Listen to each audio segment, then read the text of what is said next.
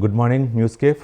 ఈరోజు వివిధ దినపత్రికల్లో ప్రచురితమైనటువంటి ప్రధాన అంశాలపై వివరణాత్మక విశ్లేషణ చూద్దాం న్యూస్ కేఫ్లో. ఇంకా ముందుగా ఈనాడు దినపత్రిక తెలంగాణ విషయానికి వస్తే, ట్రంప్ ప్రమాణ స్వీకారం నేడే, వాషింగ్టన్కు చేరుకున్న అమెరికా నూతన అధ్యక్షుడు అంటూ ఒక కథనాన్ని చూడవచ్చు. ఇక 450 కోట్ల రూపాయలతో ఐటీ పార్క్, 10 లక్షలపు చదరపు అడుగుల విస్తీర్ణంలో హైదరాబాద్లో ఏర్పాటు చేయనున్న క్యాపిటల్ ల్యాండ్ సీఎం రేవంత్ రెడ్డితో చర్చల అనంతరం ప్రకటన. ముఖ్యమంత్రి బృందం సింగపూర్ పర్యటన పూర్తి చేసుకుని చివరి రోజు వరుసగా పారిశ్రామికవేత్తలతో భేటీ అయిన అంశాలని ప్రధాన అంశాలుగా చూడవచ్చు.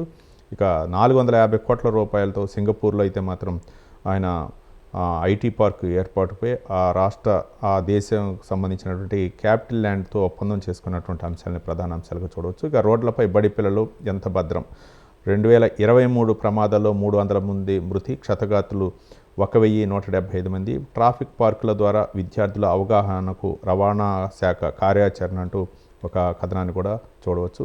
ఇక ప్రభాకర్ రావుపై మరో అస్త్రం, అమెరికా నుంచి రప్పించేందుకు ఎక్స్ ట్రెడిషన్ ప్రయోగం, మరో నిందితుడు శ్రావణ్ రావుపై కూడా నేరస్తుల అప్పగింత ఒప్పందం అమలు చేయించే దిశగా కసరత్తు, ఫోన్ అక్రమ ట్యాపింగ్ కేసులో కీలక పరిణామం అంటూ మనం ఒక కథనాన్ని చూడవచ్చు. ఇంకా మరో దినపత్రిక ఆంధ్రజ్యోతి విషయానికి వస్తే, త్వరలో పాడ్ కార్లు, బ్యాటరీ లేదా విద్యుత్తో పాడ్ కారు పనిచేస్తుంది. ఒక పాడ్ కారులో 6 నుంచి 8 మంది ప్రయాణించవచ్చు అంటూ ఒక అంశాన్ని కూడా మనం చూడవచ్చు. ఏఐ నాయక, రాజకీయ నేతల బదులు భవిష్యత్తులో కృత్రిమ మేధ పాలన, పాశ్చాత్య దేశాల్లో ఈ ప్రతిపాదనలపై 5-6 ఏళ్లుగా విస్తృత చర్చ. 2018లో పుతిన్ ప్రత్యర్థిగా అలీసా అనే చాట్ బాట్ తెరపైకి, టోక్యోలో మేయర్ ఎన్నికల్లో హ్యూమనాయిడ్ రోబో పోటీ అంటూ ఒక ఆసక్తికరమైన కథనాన్ని కూడా మనం చూడవచ్చు.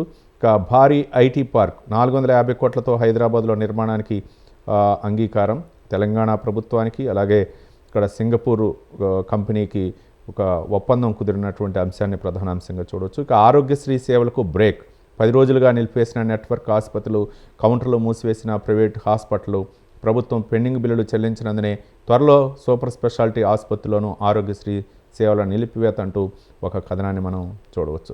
ఇక నమస్తే తెలంగాణ విషయానికి వస్తే, రోజుకో రైతు బలి, తెలంగాణలో అన్నదాతల మరణం మృదంగం అంటూ ఒక కథనాన్ని అయితే మనం చూడవచ్చు.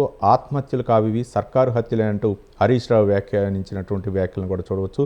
ఇక రాహుల్ కండ్లుంటే ఇటు చూడు అంటూ ఆత్మహత్యలపై కాంగ్రెస్ దగాకూరు ప్రచారం, 40% కూడా రుణమాఫీ కాలేనందుకు దేవరావు మరణోదాంతమే నిదర్శనం అంటూ బీఆర్ఎస్ వర్కింగ్ ప్రెసిడెంట్ కేటీఆర్ వ్యాఖ్యానించినటువంటి వ్యాఖ్యలను కూడా మనం చూడవచ్చు. ఇక రివర్స్ గోదావరి, జలాల వినియోగంలో మళ్ళీ ఉమ్మడి ఏపీ నాటి పరిస్థితులు అంటూ ఒక అంశాన్ని కూడా మనం చూడవచ్చు.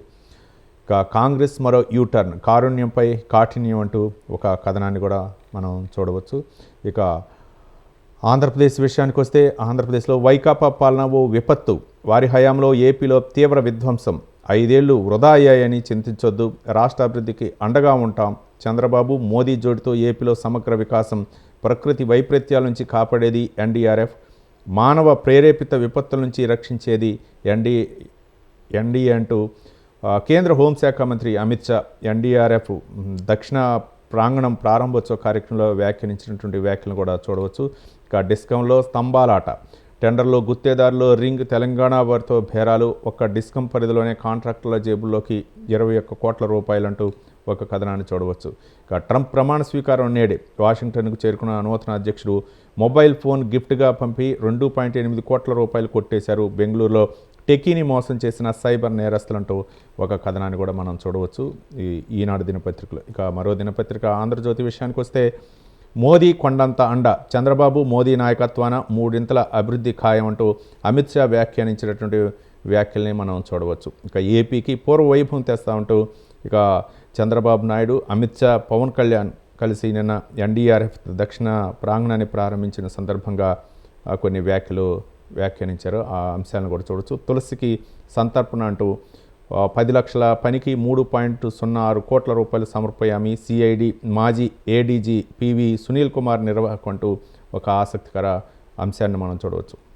ఇక దావోస్ పర్యటనకు చంద్రబాబు, రాష్ట్రానికి పెట్టుబడులు తేవటమే లక్ష్యం, దిగ్గజ పారిశ్రామికవేత్తలతో వరుస భేటీలు, ప్రపంచ ఆర్థిక సదస్సులో బ్రాండ్ ఏపీ నినాదం, బాబు వెంట లోకేష్, భరత్ ఉన్నతాధికారులు బృందం సింగపూర్కి దావోస్ పర్యటనకు చంద్రబాబు నాయుడు బయలుదేరిన అంశాలను కూడా మనం చూడొచ్చు. ఏఐ నాయక రాజకీయ నేతల బదులు భవిష్యత్తులో కృత్రిమ మీద పాలంటూ ఒక కథనాన్ని కూడా మనం చూడొచ్చు. ఇక సాక్షి దినపత్రిక ఏపీ విషయానికి వస్తే ప్రజల భద్రతకు ఎన్డీఆర్ఎఫ్ భరోసా. కేంద్ర హోంశాఖ మంత్రి అమిత్ షా నిన్న ఎన్డీఆర్ఎఫ్ దక్షిణ ప్రాంగణాన్ని ప్రారంభించిన సందర్భంగా వ్యాఖ్యానించినటువంటి వ్యాఖ్యలను మనం చూడవచ్చు. ఇక బడికి ఊరి సర్కారు బడులకు ముంచుకొస్తున్న ప్రమాదం, దుమారం రేపుతున్న జీవో 117 ప్రత్యామ్నాయ మార్గదర్శకాలు.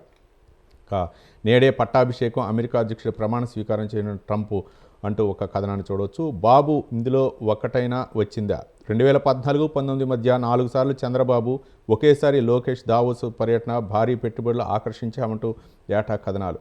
దానికి అంటే గతంలో దావోస్ పర్యటనకు వెళ్ళేటప్పుడు ఎంత పెట్టుబడులు తెచ్చారు అంటూ సాక్షి దినపత్రికలో కథనాన్ని కూడా మనం చూడవచ్చు.